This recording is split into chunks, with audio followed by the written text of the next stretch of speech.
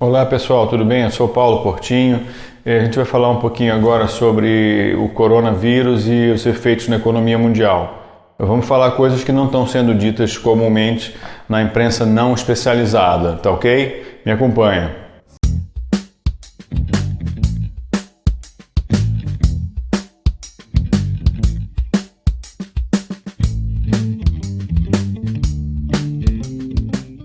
Então, gente, hoje é estou gravando esse vídeo no dia 14 de março, né?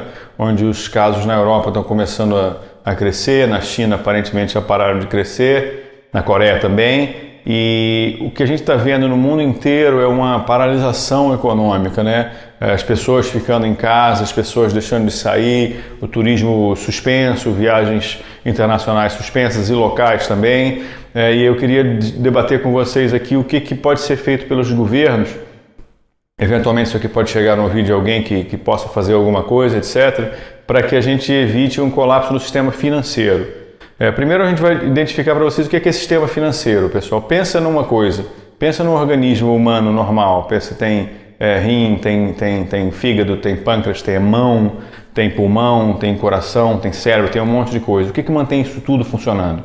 É o sistema circulatório, tá certo? E quando você pode ver, quando você tem um problema no sistema circulatório, um trombo pequenininho pode não desconstruir o sistema inteiro, mas se você tem um trombo um pouquinho maior que faz com que uma parte do sangue em um determinado local importante pare de fluir, você tem um colapso generalizado. O sistema financeiro é isso, é um fluxo, tá certo? A pessoa que toma o dinheiro emprestado, monta uma fábrica, essa fábrica vende para um terceiro, o terceiro vende para o consumidor final trabalha no seu local, tem dinheiro para comprar essa coisa, isso volta, eu vou pagando as pessoas que me emprestaram, e esse fluxo é um fluxo multitrilionário e fundamental para o funcionamento dos mercados, né? Com relação à parte médica do coronavírus, isso é sensível demais, tem muita gente com muito medo, etc. Então eu nem vou tocar muito no assunto. Vamos partir do pressuposto que os estados nacionais estão fazendo o que deve ser feito, estão seguindo as orientações médicas como deve ser,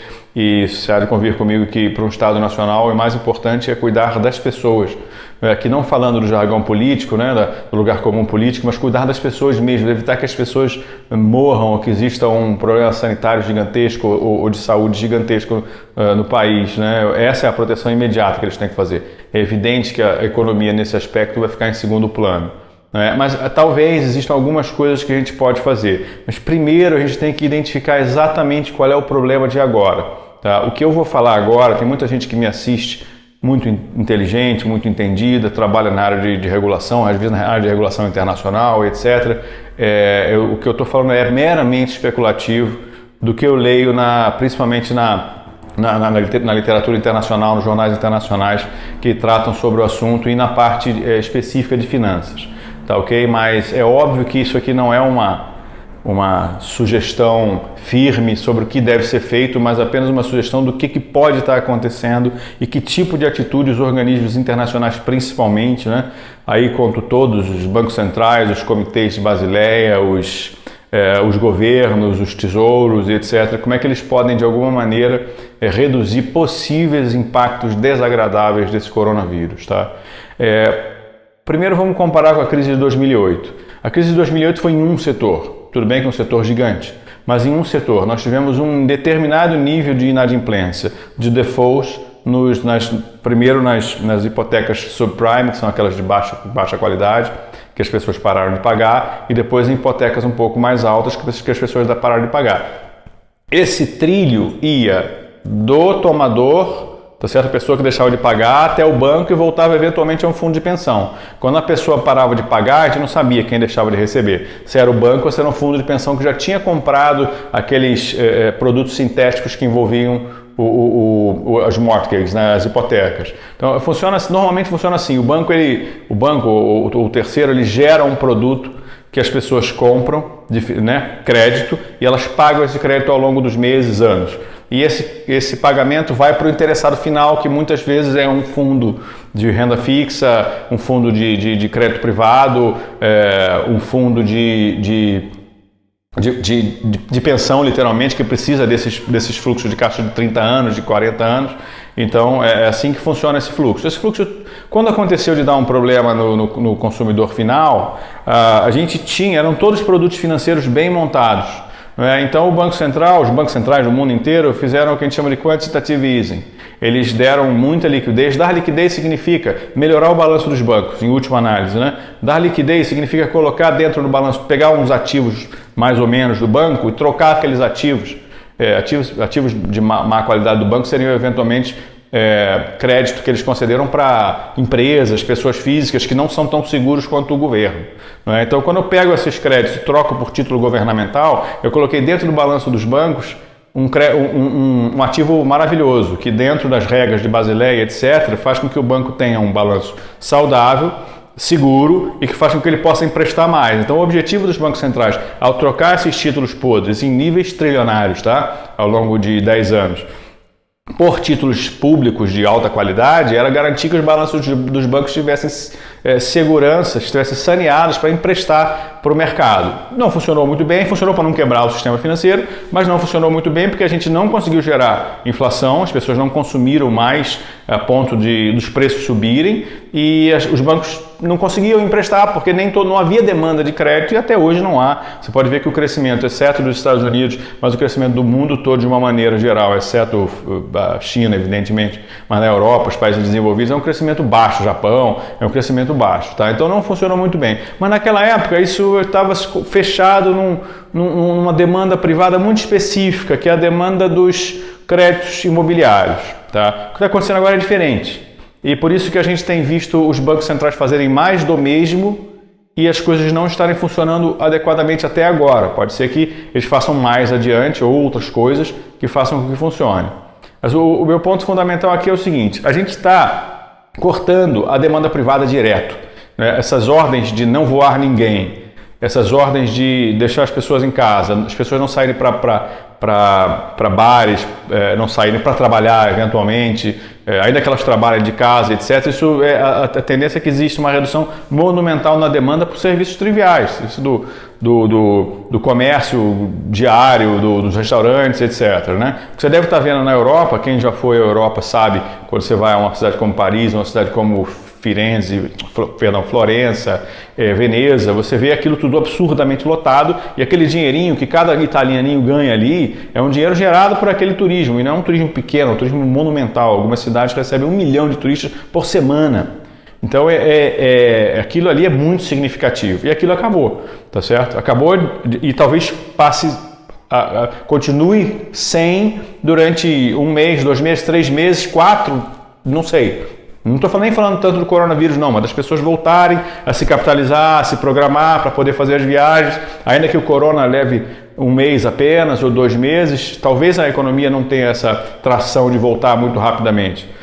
Qual é o problema disso? O problema disso é que quando você pega a demanda privada na ponta e você acaba com ela, você faz com que praticamente todos os pequenos agentes racionais que tomaram crédito, que vivem daquele crédito bancário imediato, ou os grandões, como as companhias aéreas, que vivem de crédito barra pesada para fazer leasing de aviação, ou dos aviões delas, etc., aquele pessoal começa a ter frustração daquele fluxo de caixa, daquela receita, tá certo? Mais ou menos como aconteceu com os governos estaduais no Brasil nos últimos anos, né? Quando os governos pararam de pagar salário. Eles viram uma frustração enorme de receita. E as empresas e as pessoas, empresa pequena, etc., pode ver essa frustração de receita. E isso vem, ao contrário do que aconteceu no subprime, que você colocou um dinheiro para os bancos se aguentarem e as pessoas tiveram suas casas retomadas, etc., mas era um setor específico da economia e mais, era um setor com garantias reais, né? As pessoas retomavam as casas caíram muito de valor, mas em alguns anos isso tudo se recuperou. As casas hoje estão caríssimas, inclusive, em muitos lugares do mundo. O que está acontecendo agora é que todo mundo pode, não estou dizendo que vai acontecer, mas pode ser que muita gente, no final ali, da demanda privada final, aquela que o consumidor final vai lá e entrega um dinheiro para o padeiro, que entrega um dinheiro para o hotel, que entrega um dinheiro para a companhia aérea, que entrega um dinheiro para o Uber, que entrega um dinheiro... Imagina, ninguém andando, o que vai acontecer com a receita do Uber na Europa, etc. Pode ser que isso gere uma frustração de caixa em cascata. E essa frustração de caixa em cascata normalmente gera um problema, não é? Primeiro, a falta de dinheiro, talvez para pagar o próprio funcionário, essa é catastrófica, essa é horrível. Mas aí, antes disso, acontece de você eventualmente não conseguir honrar os seus compromissos de financiamento. Os juros do empréstimo que você tomou, os juros do empréstimo de longo prazo que você tomou. Tá? Então vamos tomar um exemplo só, que é o exemplo que está mais na boca do povo e que as próprias companhias já estão pedindo ajuda aos governos. Eles sabem que não tem onde procurar ajuda. Realmente, nesse caso, não tem. Não adianta eu ligar para o banco e falar, estou apertado, me empresta mais. Né? São as companhias aéreas. Imagina a situação de uma companhia aérea que tem uma frustração de receita de 30%. Algumas companhias aéreas brasileiras já disseram que vão reduzir a oferta de voos em 30%. Uma expectativa de que reduza essa receita em pelo menos isso ou até mais. Mas pode ser maior, pode ser 50%, pode ser 60% durante um período, pode ser 80% durante um período de 2 meses, 1 mês, 30 dias, 40. Qual o impacto disso numa empresa que normalmente tem uma margem pequena, né? Margem significa aquilo que sobra depois que eu pago todos os custos. Quando a empresa tem uma margem enorme, como algumas empresas brasileiras têm, talvez ela possa reduzir a receita dela pela metade e ainda tem lucro. Mas quem tem margem pequena, né, e custo fixo alto, que é o caso das companhias de aviação, porque elas pagam um lease gigantesco, não é, das aeronaves, pode ser que esses caras eles fiquem comprimidos no seu fluxo de caixa e tenham que eventualmente renegociar o pagamento dos leasings. Uma empresa brasileira há pouco tempo, a Avianca, teve vários aviões retomados por conta de deixar de pagar esses leasings e o cara executa uma cláusula do contrato de longo prazo para recuperar, e é muito rápido isso, né? Há uma proteção internacional para você recuperar esse avião muito rápido, para evitar que essas empresas de leasing tenham prejuízo. Acho que foi a Avianca, se não me engano. Um caso clássico, claro, aqui no Brasil, muita gente ficou sem viajar e etc. Tá? Então, esse cara, imagina, esse cara faz isso. Quando esse cara deixa de pagar, em larga escala, quem emprestou para ele, provavelmente, talvez esse leasing não esteja em um fundo de pensão ou em algum outro fundo que as pessoas estão esperando receber aquele dinheiro para de pingar. Aí você para de pagar ou reduz o pagamento de pensão das pessoas. Se for um fundo que não esteja pagando muita pensão ainda, talvez você precise que as pessoas façam mais depósitos para garantir os benefícios definidos, o que for. Mas o problema fundamental é que isso é um setor, não é? E a gente está falando de praticamente todos os pequenos setores da economia. A minha sugestão aqui, para pensar, não tem nada, eu nem sei como fazer isso na prática, eu só sei como funcionam os instrumentos de proteção da dívida, não é? Porque eu lido com eles frequentemente. Mas eu não sei como, do ponto de vista regulatório, a gente conseguiria fazer essa sugestão levar adiante essa sugestão que eu dou. Eu imagino que, nesse momento, eu estou vendo coisas interessantes acontecerem. Na Itália, parece que o governo está autorizando as pessoas que não paguem as hipotecas e outras contas, não é? Então, isso aí, em tese, se falar, a economia para por 6... As pessoas pensam assim, né? Que não entendem muito do fluxo financeiro. Não sabem que acabar o fluxo de caixa de algum setor grande pode significar um trombo numa área do corpo que simplesmente faz o corpo inteiro se deteriorar. É muito parecido com o sistema que nós temos aqui. Muitos trombos vão ficar parados na sua perna, etc. Você vai conseguir se curar. Mas alguns travam veias tão grandes que você entra em colapso. Que é mais ou menos, essa analogia que eu estou fazendo, é mais ou menos a analogia do sistema financeiro internacional, de muito fluxo. O governo está pedindo para parar de pagar o mortgage, a hipoteca, parar de pagar outros, e isso pode eventualmente continuar, porque as pessoas têm medo, as pessoas não saem de casa, têm medo de morrer, e eu, como governo, não tenho o que fazer, a não ser dizer, olha, para a economia por um tempo. O problema é que você não para nenhum sistema circulatório por um tempo. Você tem que deixar ele continuar circulando. E para continuar a deixar circulando, como funciona? Como funciona quando uma empresa não tem dinheiro? Ela chama o credor e tenta fazer uma renegociação. Não é? Nós tivemos isso no Brasil com várias empresas, tudo público, divulgado, as empresas descumpriram o que a gente chama de covenant. Ela tem um financiamento de longo prazo e ela descumpre o covenant. Ela deveria ter, por exemplo, uma margem EBITDA de 15%, 20% e ela cai para uma margem de 15%. Aí isso dá um direito para o credor de ir lá e executar a dívida, pedir um pagamento antecipado daquela dívida. Só que isso não é do interesse de ninguém, não é do interesse de ninguém eu pegar uma empresa que está me devendo e falar assim, paga antecipado, porque ela não tem dinheiro. Se ela tiver que captar, ela vai captar no mercado por um preço muito mais alto, eu vou massacrar ela. Então, normalmente o que acontece nesses momentos é o que a gente chama de waiver, não é? Isso serve para vários contratos. Quando a empresa está muito mal, eu não quero que ela morra, eu quero continuar recebendo aquilo, eu dou um waiver, ou seja, eu autorizo que ela fique fora daquelas regras prudenciais que eu coloquei no título, não é? Isso acontece frequentemente, muito frequentemente. Ocorre que, normalmente, quando acontece isso, o credor tem um benefício. Né? Então o cara fala, ó, você me devia um juro de 6%, eu te dou o waiver, mas a gente renegocia para um juro de 7%. E aí piora a situação da companhia. Quando a companhia tem isso por problemas dela própria, de má gestão, ou de não antecipação, ou de falha da própria administração, paciência, tudo bem, ela tem que arcar com aquilo, a administração tem que arcar com aquilo. Mas quando acontece por motivo de força maior, de forma generalizada no mundo, o ideal seria que a gente conseguisse fazer, ó, tá vendo? Imagina, pensa no sistema circulatório. Tá? Eu não posso simplesmente pegar e travar acabou o resto todo, morre tudo. Não é? Eu tenho que fazer assim, tem que continuar rolando. Para eu continuar rolando, não sei como fazer isso, mas o ideal seria que nós tivéssemos, imagina que está coagulando várias partes, você tomar um anticoagulante para continuar tudo andando normal. E esse anticoagulante provavelmente poderia ser uma regra prudencial, uma regra de uma entidade internacional, dos bancos centrais locais, dos bancos centrais europeus e etc., Basileia, organizando o seguinte, olha, durante um determinado período a gente vai ter um waiver generalizado, que é mais ou menos o que o governo italiano faz quando diz que as pessoas não precisam pagar. Na hora que elas voltarem a pagar para o banco, é óbvio que o banco não vai falar o seguinte, não, agora eu vou dobrar o seu juro, porque você falhou no pagamento. Não pode ser isso. Né? Então, para que todo mundo se sinta eventualmente confortável com isso, assim, o que aconteceu com uma companhia aérea brasileira na semana passada, é lógico que ela não vai captar por isso, mas o valor de mercado da dívida dela equivalia a um juro de 6% ao ano antes da crise do coronavírus, né? Covid-19. Agora é 15%. Então, em tese, né, se o mercado estivesse funcionando normalmente, se essa empresa precisasse captar de novo no mercado de dívida, ela não pagaria mais 6%, ela pagaria 15%, o que é absurdamente injusto, considerando que as autoridades estão mandando as pessoas parar de viajar. Entendeu? E para que essa empresa não seja prejudicada, os credores todos têm que... Eu não posso deixar cada contrato ser renegociado por conta própria, porque a gente vai ter racionalidade de uns lados, de outros lados a gente não vai ter racionalidade e pode ser que as empresas simplesmente parem de pagar e até judicializem, porque não foi culpa delas o que aconteceu, né? No mundo eu acho que isso não é tão comum, mas no Brasil é extremamente comum. A gente tem um monte de problemas da Varig, da VASP contra a União, contra os estados, porque mandava baixar o preço de passagem, essas coisas é o frequente no Brasil, né?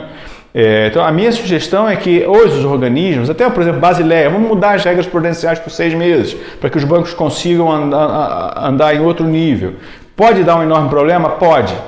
Pode ser que ajude a resolver? Pode. Mas o que não pode acontecer de jeito nenhum é a gente ter execuções em série de dívidas não honradas.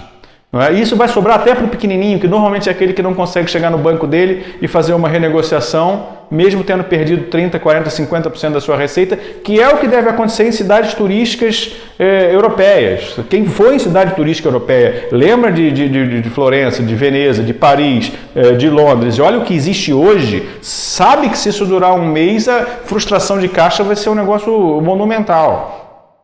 Então, só para concluir, a minha sugestão é que serve para o mundo inteiro, para o Brasil, para países, para o nível internacional, para o nível nacional, é que se você vai mandar as pessoas pararem de consumir, se você vai aceitar que as pessoas parem de consumir por 2, 3 meses, por questões médicas, motivos de força maior, você tem que pensar na cascata de crédito, na cascata do sistema financeiro, no fluxo circulatório do sistema financeiro. Ele não pode parar. E o governo, ao contrário do que a gente imagina, ele não consegue suprir a demanda privada. Ele não consegue pegar, os caras vão ter uma frustração de 20 trilhões de dólares, 10 trilhões de dólares do que não foi consumido em todas as áreas. Ele não pode simplesmente falar para você o seguinte, eu vou te dar o dinheiro. Nem existe esse dinheiro. Tá certo? Porque esse é dinheiro, não é crédito, não é aquele negócio, aquela renegociação do Banco Central com os bancos e com as instituições financeiras, não. Isso aí seria, por exemplo, entregar dinheiro público na mão das pessoas para que elas consumam. Entendeu? É diferente, não é tão fácil resolver isso. E só para vocês terem uma ideia, eu vou colocar um link para vocês aqui. O mercado de crédito nos Estados Unidos já está extremamente estressado. Já está, que eu digo, já vinha né, com problema de... As pessoas tinham muita demanda por dólar e o Banco Central precisava colocar dinheiro extra, coisa de 100 bilhões de dólares, 150 bilhões de dólares, para suprir a necessidade das empresas, das instituições financeiras, etc., por dia. Né? E na sexta-feira, foi até o que deu uma aliviadazinha no mercado, eles indicaram, sexta ou quinta, eu não lembro exatamente, mas eles disseram que iam oferecer uma linha de dinheiro vivo, né? de título público, de dinheiro vivo, de $1,5 trilhão de dólares. Só o Federal Reserve de Nova York. E aí, quando você lê as informações na Bloomberg, no pessoal especializado, você vê que o mercado de dívida pública americano chegou a ficar ilíquido. Assim, as pessoas não conseguiam vender títulos públicos americanos. Eles queriam desesperadamente, porque precisavam transformar em dinheiro. Eu não consigo pagar o meu credor em título público americano, não consigo pagar o meu funcionário em T-bills, tá certo? Eu não consigo pagar o meu outro fornecedor mais menorzinho em T-bills. Talvez, eventualmente, eu conseguisse pagar um credor de dívida longa em T-bills. Eu acho que não, normalmente os contratos que eu conheço não permitem, e você chega lá precisando de dinheiro e não existe mercado para título público americano. As pessoas têm o título, querem vender e não existe mercado. Imagina a China com 3 trilhões de dólares em reservas, se ela precisar transformar isso eventualmente em moeda, não tem mercado para isso. Realmente não deve ter, mas então isso assusta um pouquinho, né? Eu estou falando isso aí justamente porque eu me assustei com isso. E eu tenho a impressão de que os bancos centrais estão atuando de baixo para cima, ou seja, na base do crédito, né, dando liquidez para bancos, etc. Nesse momento eu acho que não vai funcionar. Ou a gente dá liquidez para o pessoal no primeiro nível, né, o demanda privada, para eles continuarem gastando, que é impossível, porque é dinheiro demais, e não adianta eu dar dinheiro para o cara e mandar o cara ficar em casa, dou dinheiro para o cara e mando o cara não viajar, ele não pode fazer absolutamente nada, então vai ficar meio sem sentido, né? Eu não consigo fazer isso, então talvez o que eu consiga fazer, isso é uma sugestão apenas, certo? Sempre existe gente muito inteligente nos assistindo que acha, esse cara está falando bobagem, é só uma sugestão. Eu não estou como dono da verdade aqui de forma alguma, é que a gente tente criar mecanismo para evitar que uma execução em cadeia de dívidas, né? pequenas, várias dívidas pequenas, várias questões bancárias, que tudo isso gere renegociações de dívida ou eventualmente defaults mesmo, e isso chegue num momento em que nem a gente, vindo de baixo para cima, né? Vindo dos bancos centrais, consiga dar vazão para isso andar. Tá bom? Então é só para a gente ficar atento nisso aí e torcer para que essa questão acabe rápido e, se Deus quiser, com muita gente curada e uma mortalidade muito baixa, e para o nosso Brasilzão aqui, torcer para que não seja nada demais e que faça muito calor para nós. Ok? Obrigado, gente.